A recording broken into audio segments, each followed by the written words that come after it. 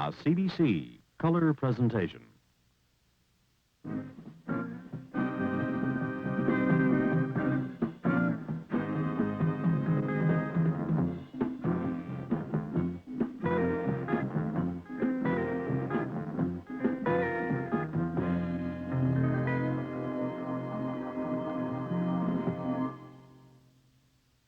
Democratic socialism has fallen on evil times. It's lost its vitality, its vital force. It's no longer growing. It's in a crisis period, ideologically. We are the only party today that offers a real program for the future. Tory misfits have moved into the NDP and unfortunately have wormed their way into the top echelon. Well, those people are destroying the NDP. The orientation of the NDP is not based on the need of the French-Canadian people. They just aren't in the mainstream of the world.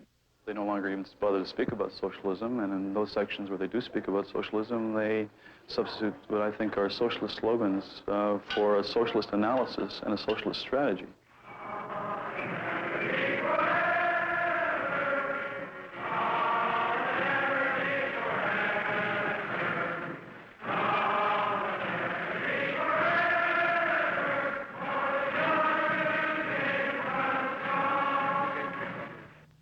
I'm Ralph Thomas. In 12 days, the New Democratic Party meets in Winnipeg for the most crucial and most bitter convention since its founding. At issue is where the party will stand in the spectrum of the left in Canada, and what posture it will take in carrying left-wing ideas into national politics. Divisions in the party now run deep, with those who want it to be more radical, more socialistic, pitted against those who feel it should take a more moderate line. Tonight, we look at some of the faces who will play a role at the convention, as well as some who won't even be there. Those who think the party has already lost its relevance, the militants of the new left. First, a look at the location of the convention. The city of Winnipeg has always had a special significance to the left in Canada. It was here 50 years ago that it got its first real push into national politics. It was here that in one cataclysmic event, the many scattered left-wing farmer and labor groups of the early 1900s heard a call to action. The event was the Winnipeg General Strike. The date is May 6th, 1919. The place, the Winnipeg Labor Temple. Delegates representing 11,000 trade unionists have just voted for a general strike in support of two unions fighting for collective bargaining rights. But there are broader issues, low wages and a high cost of living. May 15th, the strike begins. 30,000 workers quit. All services stop. There's no telephone, telegraph, or mail, no streetcars, no newspapers. Milk and bread deliveries are controlled by the strike committee.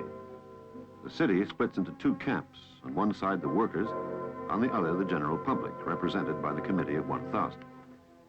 Yet there is no violence. Strike leaders have told their men to stay home, out of trouble. Then the federal government diverts a group of mounted police on the way home from the war to Winnipeg. May 31st, the strike is 2 weeks old. Fear spreads through the country that a revolution is underway.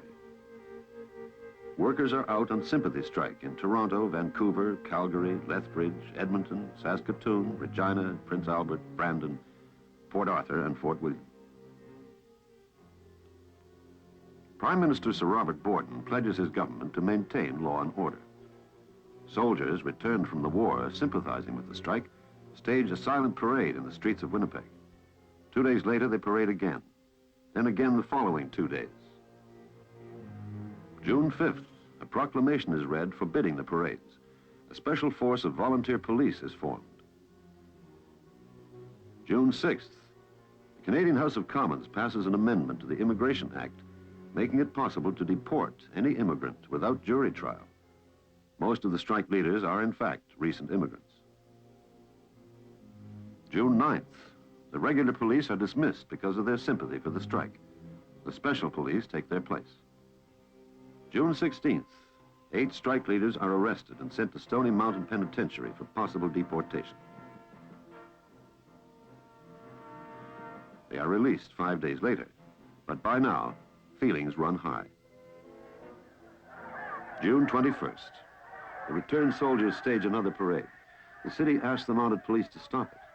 Armed with revolvers and clubs, they gallop into the crowd, which answers with stones, bricks, and lumps of cement.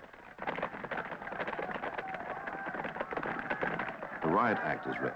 The police charge again, this time firing into the crowd. One man is shot through the heart. June 25th, 4 days later, the unions give in. The strike is over, and they've lost. 9 of their leaders are arrested. Some are charged with seditious conspiracy. But the issues are still very much alive and soon make their presence felt at the polls. Graham Spry, a special constable during the strike, but later a major figure in the building of the CCF, explains why. It is not contradictory to say that the general public was opposed to the strike, but that they were in favor of the objectives of the strike. And so in the year, 2 or 3 years that followed, this sort of sympathy for the higher standards of living, the greater recognition which the unions had begun the strike for, led to people voting for some of the strike leaders. J.S. Woodsworth, William Ivins, A.A. Heaps, Fred Dixon, and so on. Within a year, 5 of the strike leaders were in the Manitoba legislature, some in jail when elected. J.S. Woodsworth, later to become leader of the CCF, was elected in 1921 to Ottawa. He had been charged with seditious libel, but never tried. There, he pulled together labor and farmer representatives into an association called the Ginger Group. But the group was informal, and left-wing politics in Canada still only loosely united. The Depression changed that. And you remember that the population of Canada in the early 30s was about 10 million people, and that 1,500,000 of those people were not in receipt of regular incomes. That farm prices were the lowest they'd been in, not merely in decades, but world prices lower than anything since Elizabeth, Queen Elizabeth I. You had dust storms that obscured the wire fencing where it existed on the prairies.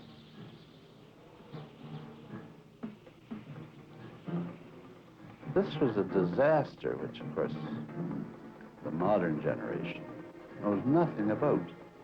Just think of the greatest wealth-producing section of Canada. 150,000 people producing billions of dollars over a few years for the Canadian economy. They were flat.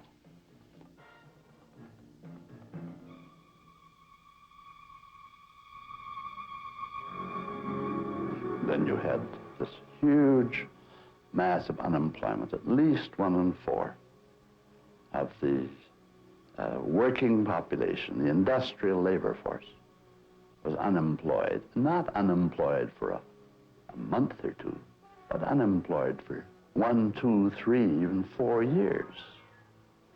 And you had through communist influences, you had this incredible demonstration of the trek from the Pacific coast. Men riding the rods, stealing rides on freight trains, and coming slowly east, growing and growing and growing to the very great alarm of governments. And of course, this was broken by a display of force in the marketplace at Regina. There was 1 man, 1 policeman, killed in the Regina riot.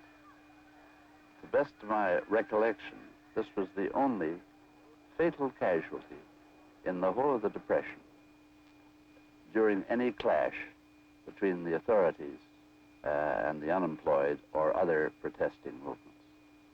The atmosphere, or the action, was that of moderate protest on very concrete issues.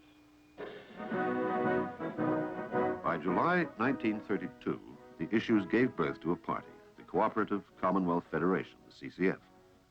It happened in Calgary, bringing together farmer and labor groups from across the country. Wordsworth was unanimously named president. A year later, at the Regina City Hall, the new party hammered out its platform to be known as the Regina Manifesto, a document which called for the eradication of capitalism. Almost immediately, the CCF became the official opposition in British Columbia and Saskatchewan. Then, World War II.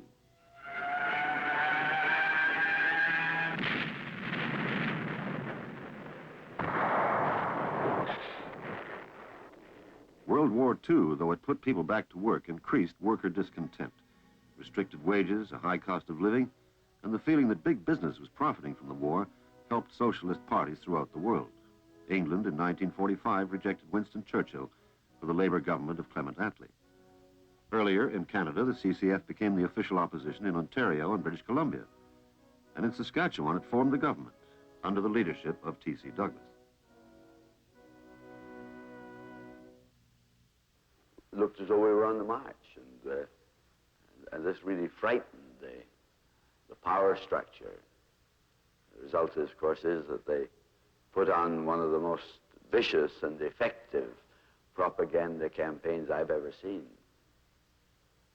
In 1945, every householder in Canada got a beautiful, slick magazine called Social Suicide, telling people about the threat of communism, the danger of expropriation, the elimination of religion, even the children being taken away from the parents, all the horrors of 1984, a la George Orwell portrayed for them. Some prizes even given, $25 prize if you could answer 10 questions. They were lovely questions, you know. Do you think if the CCF got in that you'll be able to practice your religion? You're supposed to say no. You know. You think you'll have your business confiscated? You're supposed to say yes. You get the right answers, you get the prize. Also, you've been thoroughly brainwashed in the meantime. Following the war, we had a tremendous demand for consumer goods. For 5 or 6 years, people hadn't been able to buy a wide variety of commodities. They had also been able to accumulate some purchasing power in the form of savings or war bonds.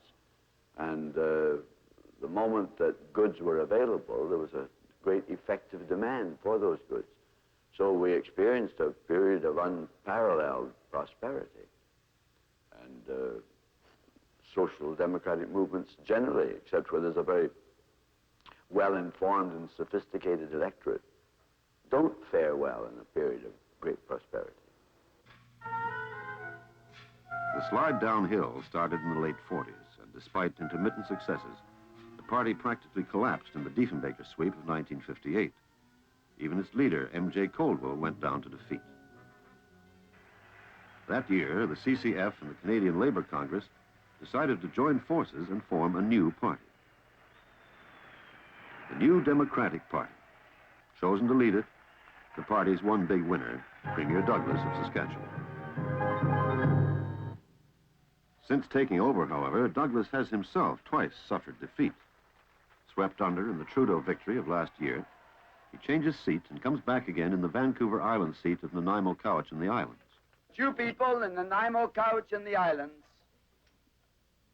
have paid me the greatest tribute you could pay any man. You've honored me by electing me to attempt to fill Colin Cameron's shoes and to carry on his great tradition as a fighter for the ordinary people of this country. But this time, victory is different. Douglas is elected to preside as leader for a short time only over a party threatened by ideological dissension and disillusionment among its young.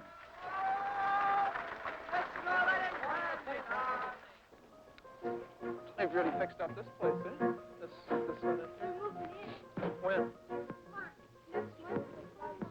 Oh, yeah. John Sewell, a young lawyer and community worker in downtown Toronto, once worked for the NDP. Now, running for an aldermanic seat, he doesn't want anything to do with it. No, please. Come on, Rob. the NDP, to me, is much like the other two parties that exist, and it's interested in what I would call parliamentary democracy, you know, that you argue things out at the parliamentary level. What I'm interested in is social change. Now, the NDP, I would presume, is interested in social change, too. It always says it is. But then there's the problem of how do you get social change if that's what you're interested in. My feeling is you can only get it by working with the people who want some change on some specific issue, and you have to work directly with them. No matter how much you get up and talk and shout and yell, that's not going to accomplish anything. What you have to do is get a group of interested people who really want to change something, and they can offer some sort of threat to existing politicians or existing bureaucrats. And that threat is the thing that will bring about the change. My job is well, in one sense, is to be a staff person to the people who live here. I can do things which they just don't have the time to do, and in some cases, perhaps they don't have the skills to do. For instance, gather information, help them in the drafting of briefs, arranging appointments with government officials and things like that. The job's also extended to organizing demonstrations where they're needed. My problem with the NDP would be that it doesn't seem to be involved in that activity. People like Colin Cameron, who just died, and others in the labor struggles in the West, certainly Jim Woodsworth, Harding, once a member of the NDP Federal Council. They were doing things with the people. And when they were elected, it meant they came out of a struggle, and the representation was not the kind where you manipulate symbols and try to get a glamorous image like Trudeau. It meant those people trusted those people because they came out of common shared experience. And Colin Cameron went to jail, and Woodsworth was charged with sedition, etc.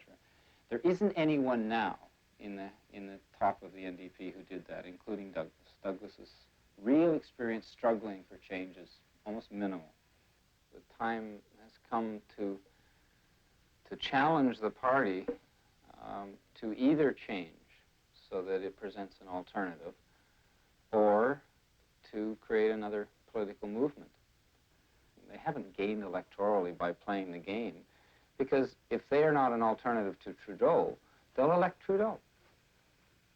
The only way they'll ever get kind of success electorally, and of course they may merge with the Liberal Party, is if they're an alternative and they actually convince people in terms of their day in and day out problems, not in terms of some kind of Madison Avenue advertising, but they have some kind of alternative that would change things. Jim Harding, a teaching assistant at Simon Fraser University, was one of 114 persons arrested after last year's occupation of the university administration building. He belongs to a growing Marxist-oriented international movement, the New Left. Though largely university-based, it seeks to bring reforms to all society by using not established parliamentary channels, but the demonstration, sit-in, even violence. The New Left has had great impact throughout North America. Its greatest success to date was the May Revolution in 1968 in France, when students, joined by 8 million workers, almost toppled Charles de Gaulle. In Germany, just 1 month before, following months of protracted battles with police and an assassination attempt on their leader, Rudi Dutschke, students and workers shut down their most powerful critic, the Springer newspaper chain. They used muscle and fire. To raise money for those charged in the aftermath, Karl Dietrich Wolff, co-chairman of the German Socialist Student Federation, toured Canadian universities this year. He was welcomed by 600 students at the University of Toronto. An assassination attempt was undertaken against one of our representatives, against Rudi Dutschke. After the assassination attempt, demonstrations took place everywhere in West Germany against the manipulation of the press, against the manipulation of the public, and we blocked the publication of the Springer Press for 2 days in all of Germany. More than 150,000 people that took part in these sit-ins. It was a situation when, for the first time, our resistance and our protest had not only been confined to students. More than a third of all the people who took part in the actions against Springer at Easter 1968 were young workers. And of course, that development of the student movement in West Germany was dangerous to the power elites. And in this situation, they started to organize repression, mostly by the police process. Right now, more than 2,000 political trials are being carried out against exponents of SDS especially, and other members of the extra-parliamentary opposition in West Germany. The behavior of the SDS in trying to burn the Springer paper and trying to prevent their right to be heard is a type of authoritarianism which you criticize the West German government and the West German elites. You see, we hadn't started by burning Springer paper. This happened only once, and it happened after the Springer press was able to instigate hate against the student movement to such an extent that the murder attempt against Rudi Dutschke was possible.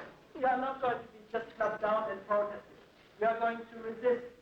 We are really going to throw sand into the machine. Sand in the machine. This is downtown Montreal, February 12, 1969. The computer center at Sir George Williams has just been destroyed by fire in a student occupation. In Canada, student radicalism is strongest and most violent in Quebec. Late last year, students shut down most of Quebec's 23 cégeps, its junior colleges, protesting the shortage of university space, scholarship grants, and a shortage of jobs to go to. Demonstrations are normally huge. 10,000 marched in Operation McGill last spring, demanding the university become a working-class French language institution. Unionized workers have also been involved in these demonstrations. A major figure in such student-worker alliances in Quebec is Stanley Gray, leader of Operation McGill. A 24-year-old political scientist, he was fired by McGill this year for his student power activities. See, this in one way has been occurring at the level of worker-student alliances in action. At a different level, it's also been occurring here at the level of organizational alliances and support by the student unions here and by the official working-class organizations, the CSN, the Confederation of National Trade Unions in Quebec, has been working all along with in a very good way the official student organizations, both in terms of common political lobbying and action, in terms of speakers at each other's meetings and rallies, in terms of student support for strikes, of worker support for student actions and things.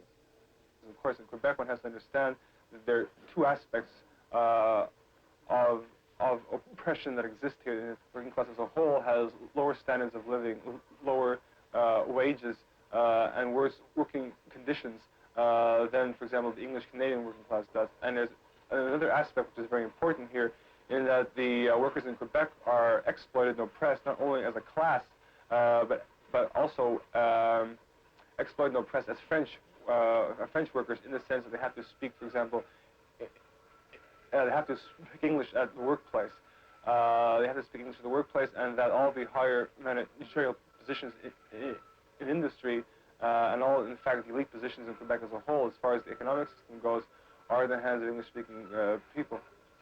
What you're seeing, say, in BC are weekly discussions, just continual, groundwork discussions of young workers and students to break through a lot of the stereotypes that have come out of the media about the student movement, and that's being accomplished, and to find common issues that they can work on. And it doesn't show in the press doesn't pick it up, but it's there, it's happening politically.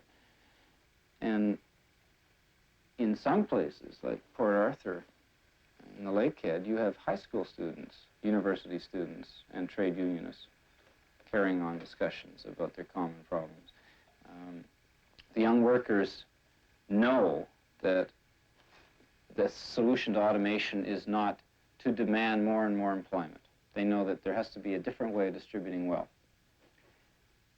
The high school kids know, in, say, Ontario, that they're being kept in school longer this year to keep them off the labor market because they can't tolerate the pressure on the labor market. The university students have a high unemployment rate in the area, and they've already faced this, so that there just simply is, in their experience, a reason for common action. I think the real problem is the state's willingness to use violence against people who want change. For instance, in the last 2 or 3 months, I think there have been about 300 or 400 students arrested all across Canada for participating in sit-ins, anti-imperialist demonstrations, and I think that what we're going to see more of this, more arrests, more clashes on picket lines, as the police are attempting to break any militant force of social change in this country. The universities have become very important, at least on the surface of things, because the most intelligent, most articulate, and the most verbal, and the most ideologically oriented of young people are in the university. A leading scholar of the left in Canada, political science professor Gad Horowitz of the University of Toronto. The socialization process no longer does its work. And as children go up, the society seems to fail to imbue them with the correct values and goals. The yippies who threw garbage at President Nixon shouted this slogan: study, work, get rich, kill. Study, work, get rich, kill. As far as they were concerned, those are the values of the society against which they are rebelling. This is what society wants them to do: study, work, get rich, kill, and this is what they're refusing to do. They want to be free, and they want to be equal. The yippies are perhaps those who are most violent and most irrational and most articulate. But in the lives of hundreds of thousands and millions of young people, the rebellion against the values of their elders goes on. I think there are important differences between this generational rebellion and all preceding generational rebellions, in the sense that this is the first rebellion that is taking form as a subculture within the total culture. And I think that although these young people will probably go through great changes as they leave the ivory tower, I think their value structure has been changed permanently. I don't think it's a fad or a phase, although it may take different forms of expression as they grow older. I don't think that it itself is going to just disappear as university students they graduate and move into the world of work and so on. This change of values has the NDP right now in a quandary. Last June, the party's youth wing voted to fight at the Winnipeg Convention for a complete radicalization in the party platform. Attacking New Democrats who supported the free enterprise system, the youth body called for the socialization of Canadian industry and the right to self-determination for Quebec. The question is how much attention the parent party should pay to its youth and the new left generally in its attempt to remain the center of left-wing politics in Canada. Thank you. I think that the party is radical enough in its philosophy, and given an opportunity would give quite progressive and radical leadership to the country. Young people, of course, are always impatient, and they're not perhaps prepared to do the kind of digging, educating job that, for example, we did in the 30s, and which has to be done all over again now, I think. If you're talking about the activists on the campuses, I'm not so sure that with the way they have been acting recently that there's much use for a party like ours to try to appeal to them.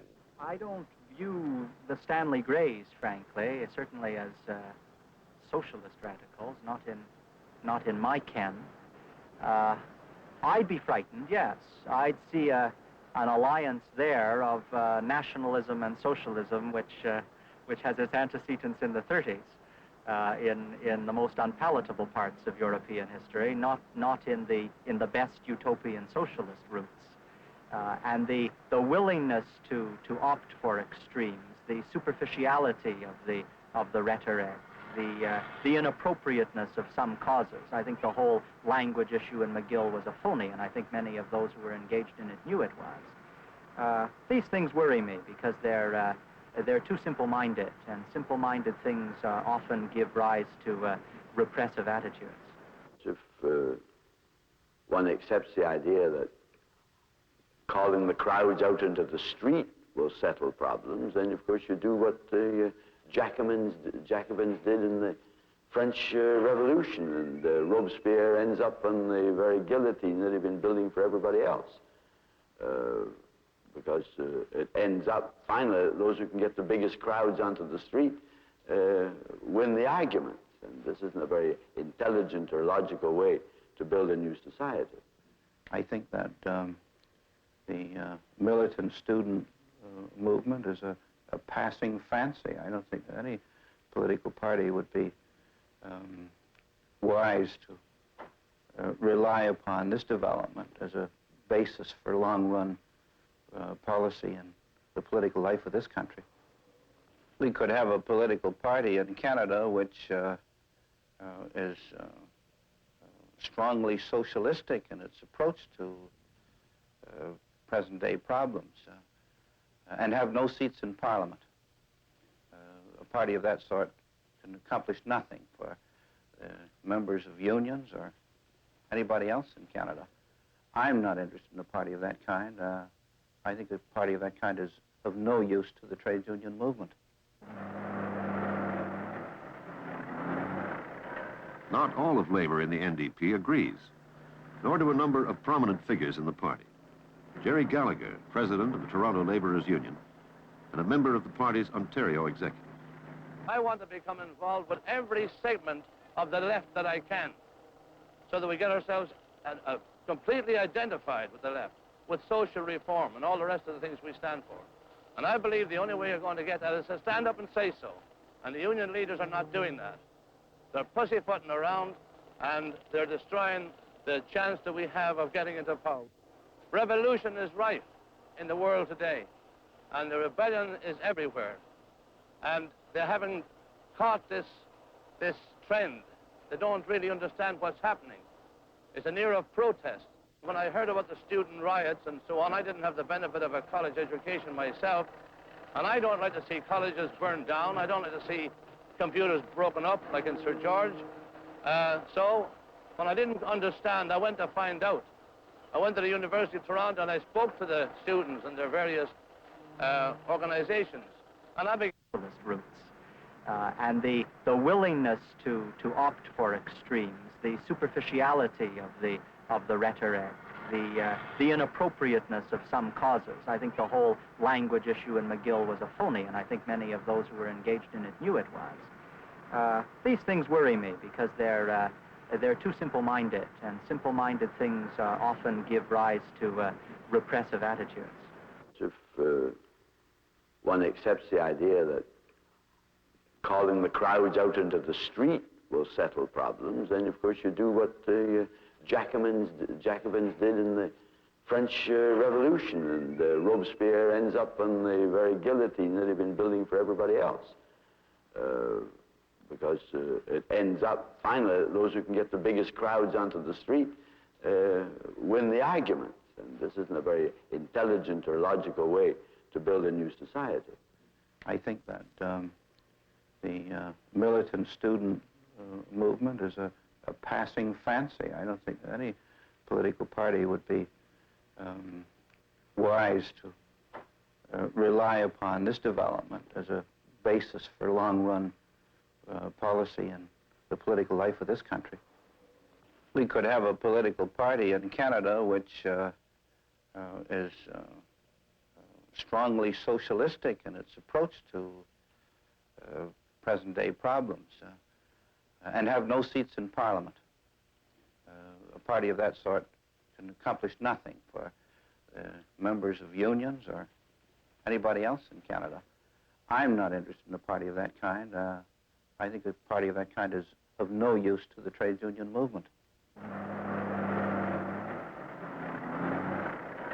Not all of Labour in the NDP agrees, nor do a number of prominent figures in the party.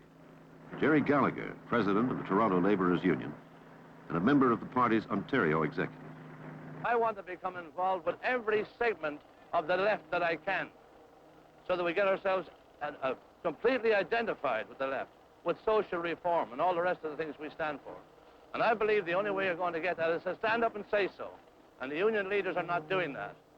They're pussyfooting around, and they're destroying the chance that we have of getting into power. Revolution is rife in the world today, and the rebellion is everywhere. And they haven't caught this trend. They don't really understand what's happening. It's an era of protest. When I heard about the student riots and so on, I didn't have the benefit of a college education myself, and I don't like to see colleges burned down. I don't like to see computers broken up, like in Sir George. So, when I didn't understand, I went to find out. I went to the University of Toronto and I spoke to the students and their various organizations. And I began to understand what it was all about as what they were concerned. And there has to be a student alliance. There has to be with the labor. The challenge for the New Democratic Party is whether or not, in fact, we can convince the activist student leaders, and through them, the body of the community of students at the universities, that it is still possible through this representative system of government that we have, in fact, to bring about basic change in our society. We believe that it is possible for the parliamentary representative system of democracy to work, not in its traditional form, not in the form in which it works in this assembly, which is a pretty myopic chamber and where no people come. Nobody ever thinks that it's important to come here. But in the sense that we, as a party, participating and communicating at the community level, being involved with the society in which we live, in the southern part of the city of Toronto, in the amongst the Indian peoples, amongst the people who are working in difficult conditions in our society, if we can become involved with them at the constituency level, and then when they articulate what they are concerned about, bring those concerns into the legislature, I think we can begin to make this a vital place. There are so many pressures on the party at the moment in the radical vein from exceedingly reputable analytic people that I think the party will inevitably move in that direction. Those who are advocating the sort of raison d'etre of the party being the fight for Canadian independence in the face of the American monolith, those who advocate industrial democracy, those who advocate our reinforcing a rapprochement with Quebec. These are people who are moving the party in areas which the party has only tentatively explored. And in the process, I think it will have some sweeping changes on the horizon of the party. Basically, in Canada, what's happened is that the NDP has lost its formula. And the NDP is, of course, the center of left-wing politics in Canada, and I think it's lost its magic formula. One of the most important radical voices in the party, Manitoba MLA Cy Gonick, who keeps continual pressure on the party through his magazine, Canadian Dimension. When it began, it thought of itself as a modern, reform-type party, which could present the electorate with well-trained, well-qualified, articulate young political figures that seemed to know how to reform capitalist Canada, and to do that in a way which was not going to create any great discomfort for most Canadians. And the other party is led by older men who were conservative in looks and in temperament, and not quite so up to date in their knowledge of social sciences and so forth. I think they thought they could appeal to a broad middle-class audience as well as a working-class audience on this particular formula. And I think it was working to a large extent electorally, but Trudeau has upset the apple cart and has himself provided within the Liberal Party that same kind of sophistication, the same kind of modern appeal which the NDP was trying to create. And they have to find a new formula. And I think right now you see in the NDP a transitional period where they're looking for new concepts, new leadership, new ideas, new strategies. And this has created a real interest, I think, throughout Canada among young people, simply because the stability inside the NDP is no longer. And I think people are aware that the NDP is changing, must change, and many people want to be part of, to have some influence in where the NDP is moving. This is perhaps the most important group seeking to turn the party to the left at the Winnipeg Convention. Here they draft a statement commonly known as the Watkins Manifesto, after economics professor Melville Watkins, author of the government-commissioned Watkins Report on Foreign Ownership in Canada. What I wondered is whether we could add a statement that says that perhaps a phrase that says nationalization, and then to spell out nationalization of the key resource industries and of strategic industries, and then perhaps outline which ones, in general terms, which ones those are. And I think the key industries that have to be nationalized, and I think it should be in this manifesto, are the key resource industries and certain large industrial concerns that are strategic to the running of the economy, and that should be spelled out as areas for nationalization. I would agree with you entirely, Jim, as far as the general statement that you've made. Where obviously, when you come down to are you going to nationalize that particular firm or something of that sort, it's going to be long, involved discussions here. Take the mining. Take the mining industry, that's one example, sure. And secondly, this is a tactical thing. We don't have time, you know. There is a limitation on the time in which resolutions can go to a convention, which many of you may not be aware of. You have to write resolutions and get them in if they're going to appear. Yeah.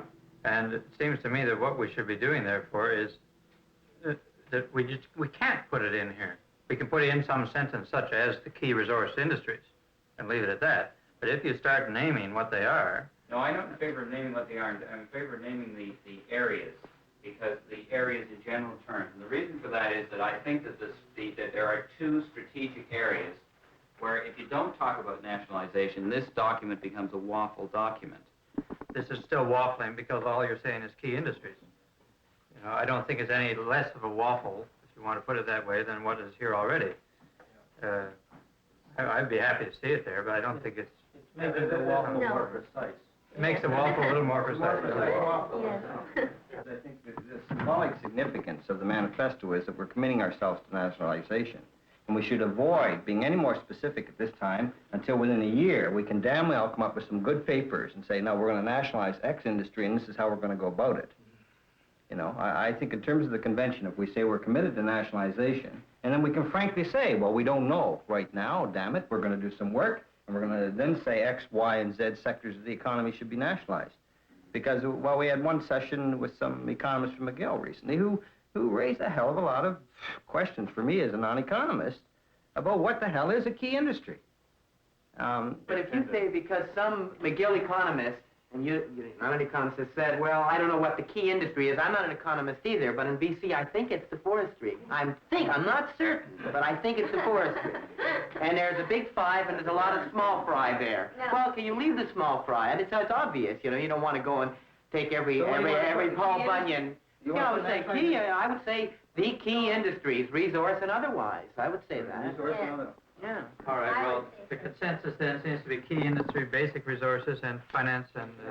finance. The left wing died in the early years of the birth of the NDP. There certainly was a left wing in the CCF. I just think it died off because people died, because they were old, and because many young people just gave up on the NDP. I hope some of my good Liberal friends will not hold it against me that I am CCF. I want to say there's been quite a bit of denigration of the CCF on this convention floor. I want to remind you that had it not been for the fight the CCF put up, that you people wouldn't have been here.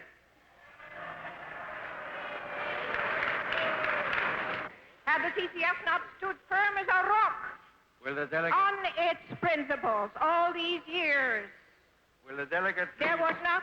Yes? Will the delegate please speak to the motion before you?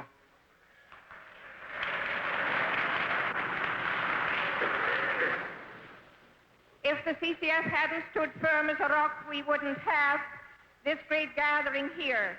And I only hope that this new party program is going to end up a rock and not mush, as some of us have been afraid of from the things that we have heard.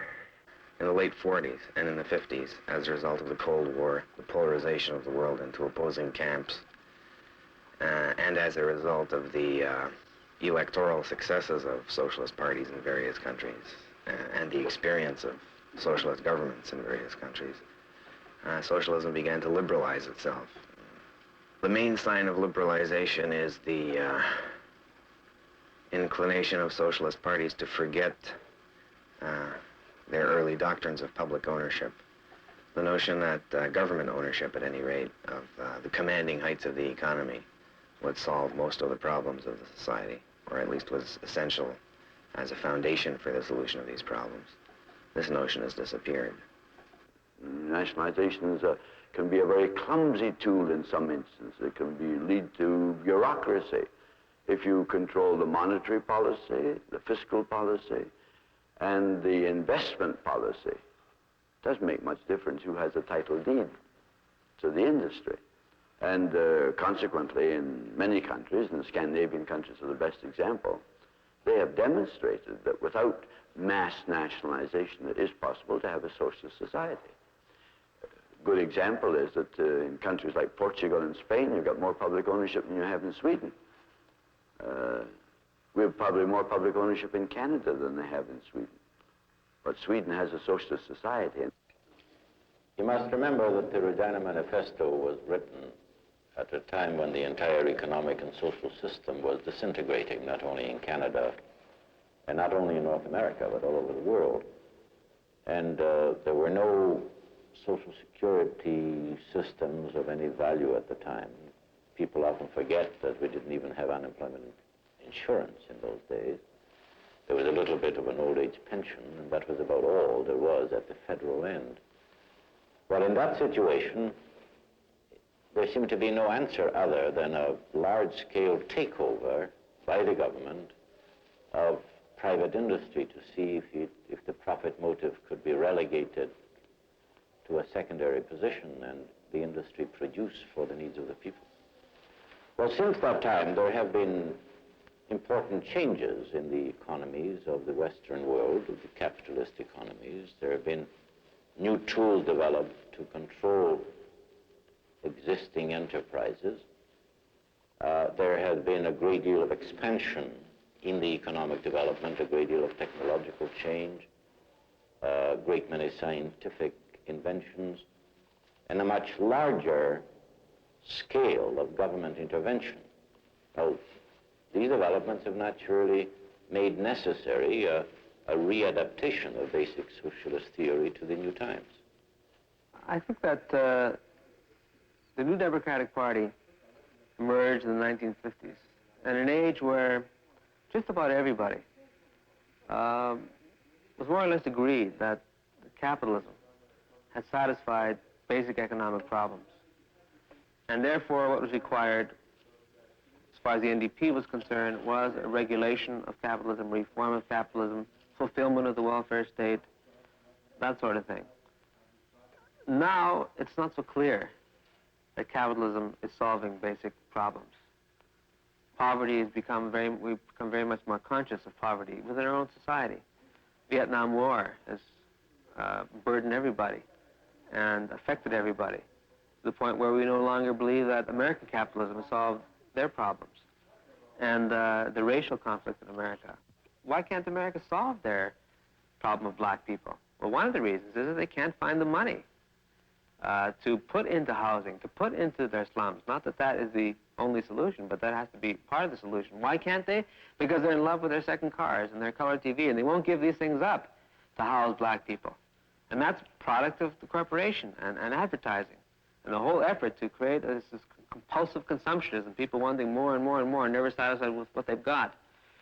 So that creating slums, and, or doing something about slums, and creating public housing and recreation, that takes away from a color TV, possibly, a second car. It's kind of robbing people, white people, middle-class people, look upon that as sort of robbing them of what they justly deserve. And that whole mentality is something that's being created by the continuous day in, day out, night and day advertising and so forth, sales effort of the American corporation. I think it concerns us here because, like Trudeau said, America is really a blueprint for what Canada probably will be 10, 20 years from now. And I think we don't like what we will look like 10 or 20 years from now when we look at America. American capitalism, as we know it, must be destroyed, must be eliminated, must be transformed. Well, how do you destroy corporate capitalism? What is meant by that? If by that is meant a sudden revolution, we're against that. If by that is meant reversing the system of values in Canada, reducing and confining the power of corporate capitalism, then in my view we have been saying that and are saying that. And one of the reasons we're not making faster political progress in elections is, I am sure, I have no doubt about this, is that the majority of the Canadian people are in the present context not yet ready to take that kind of step. Or they would come to us faster. One has to recognize that political fact. And you can't it seems to me that the New Left is frequently at fault in suggesting that if we were more strident in our demands for public ownership, that we would get more support. I don't think that's true at all. I don't want you to think that that means that we are less strident in order to get more support, because that doesn't help either. But I think the fact that we state our case in more measured terms is more appropriate for the present day. If it's a party that's serious about changing Canadian society, then it has to level with the people and to explain to them as clearly as they can just what kind of changes they intend to bring about. If this loses them some votes, so they'll put off the time when they'll have to put off the time until they accept office. But accepting office in a period where, through a procedure where you don't have a mandate to bring about fundamental change, would be a waste of time, in my view. A left-wing program for the New Democratic Party, it seems to me right now, would be one which departed from providing classical welfare benefits for Canadians. Another prominent Medicare radical in the party and possible leadership candidate, MP Ed Broadbent. These are all very important, but they do not significantly increase the power of ordinary people over their own lives. So that we've had an important past in this respect. That is, the New Democratic Party has had a very important, historically meaningful role in leading the way, I think, in this whole area. But now what we should do is say, well, do we really want to increase pensions? Do we really want to provide more Medicare? Or do we want to let people have more say about what happens to them? And it's this latter direction that I think the party should now be moving in. To give one concrete example, in industrial enterprises, I would like to see the trade union movement, as well as the New Democratic Party, start emphasizing the importance to the workers themselves as human beings to have more share in the decision-making authority in those areas which have traditionally, in our kind of free enterprise, in quotes, economy, these rights have belonged to management. And legal cases that are still before the courts every day, the judgments come down in arbitration matters, which recognize the so-called prerogatives of management. Now, what are these? These are the right to decide the allocation of capital, the right to decide the price of a product, the right to decide what the product will be, the right to decide when technological change should be introduced in an enterprise. Now, what I think is that all of these rights should be cut into, these so-called rights of management, by the people who are actually working in enterprises. I can't accept that. In fact, I can't quite visualize it. It may be my dullness. I think it's a contradiction in terms. If you've got a large private corporation, to talk about making it democratic inside, this seems to me to talk on reality. Galbraith has shown, I think accurately and validly, whether one accepts every one of his statements in his book, The New Industrial State, he has shown validly that the large corporation, very much like large government, is controlled and managed by what he called the technostructure, by the technicians, by the experts, by those with the know-how in the various very complicated scientific areas that most large corporations are involved in their work. Now, how do you make them more democratic, you know? And if what the New Left is talking about is some workers' control or some workers' participation. It seems to me that they are, instead of people like myself being behind the times, they are, you know, because this idea of workers' control goes back a good many decades, died, in my opinion, with G.D.H. Cole in Britain. Just what effect will the forces calling for a more radical NDP have on the Winnipeg Convention? A man with much to say on that is Manitoba Premier Ed Schreier, leader of the country's only New Democratic Party government. Does he expect a bitter right-left confrontation at the convention? No, I don't. Unless at the convention there is a large number of the so-called New Left activists. Now, if they're there in large numbers, there'll be a confrontation, I would think, because I insist that there's no way that a political party can speak realistically about running the affairs of government if that party has to subscribe to the kind of undisciplined course of action that is proposed by some of the New Left. What I'm saying in effect is that all that I've read and heard about proposals of the New Left, much of what they have to say in their analysis is quite accurate, but what they propose as courses of solution, in many cases, wildly impractical. There is a group, I don't know how large they are, who advocate, so I understand them, are advocating the complete cessation of acceptance of foreign capital investment in Canada. Complete cessation of it immediately. But immediately, I mean, well, you know, this is impractical, just not possible. It would be practical if in the interim there was, the government of Canada took steps to establish a national investment board along with a Canada Development Fund or corporation. Give those institutions enough time to be organized and to take hold.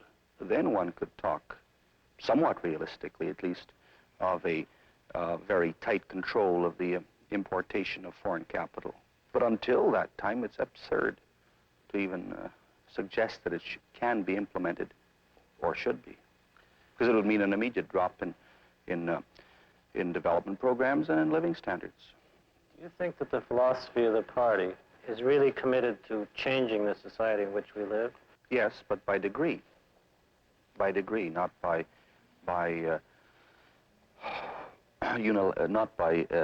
sort of overnight efforts. I insist that any changes that are worth making in terms of broad social movements are worth making gradually. That any group who have tried to impose on society their own blueprint for change and who try to bring it about with revolutionary speed have in the past only succeeded in creating more problems than they solve. That revolutionary change breeds counter-revolution. It breeds suspicion, distrust, it breeds regimentation in the end. It breeds a diminution in civil rights for the people. And as such, it is a setback for reform. I am a reformer, and most of my colleagues are, all, to my knowledge.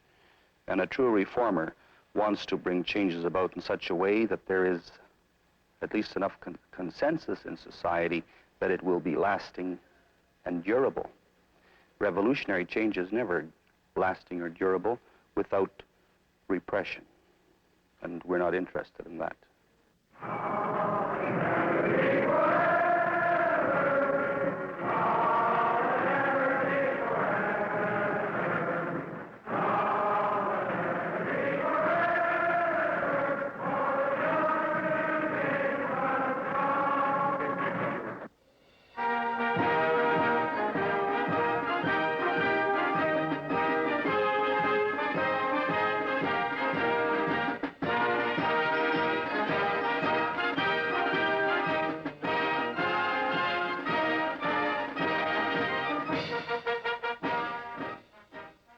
Lloyd Robertson hosts another edition of CBC Weekend this Saturday night following the hockey game.